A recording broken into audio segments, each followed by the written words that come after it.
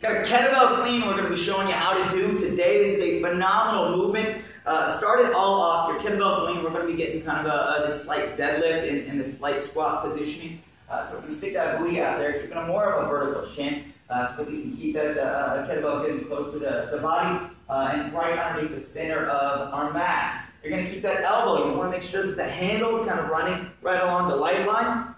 All right, so we're threading it across the thumb, bringing it right down here. So grabbing onto it, almost kind of like a diagonal. I'm going to reach it on down. You want to make sure those knuckles are facing away from the body. So from the front view, if I'm holding it like so, kettlebell's going to be right there. Knuckles out towards that way at about my 10:30-ish or so, 10:30 o'clock, or my 1:30-ish o'clock on the other side. So from here, sit that booty on out there. We're going to keep that elbow good and close to that body as you flip that up and onto the top shelf and reverse the movement. So flip it up, pop it up, back down.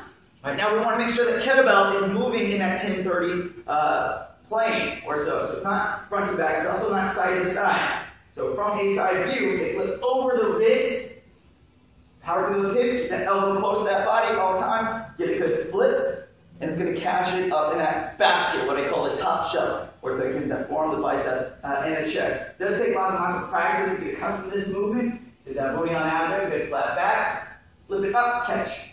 Now, the softer the catch, the easier it's going to be on that forearm. All right, so if you just let it flip over and slam it in that forearm, you're going to walk away with a whole bunch of bruises. So keep it nice and soft and absorb that kind of that impact, not with the knees, but with the shoulder. So flip it up, catch it, back down. All right, so it takes lots and lots of good practice, but it is a beautiful movement. One of the most common deviations is I see people, I'm going to demonstrate this, smaller kettlebell. I see people try to flip it out in front and catch it on top of the shoulder. That's one of the quickest ways to take your shoulder into injury. All right, that's why we want to flip it in that diagonal and onto that top shelf. So we got 3 points of impact that's going to help absorb that the kettlebell, and it's not the joint that's absorbing the impact. We don't want structural stability there in the joint, because that's going to lead to lots and lots of problems. Okay?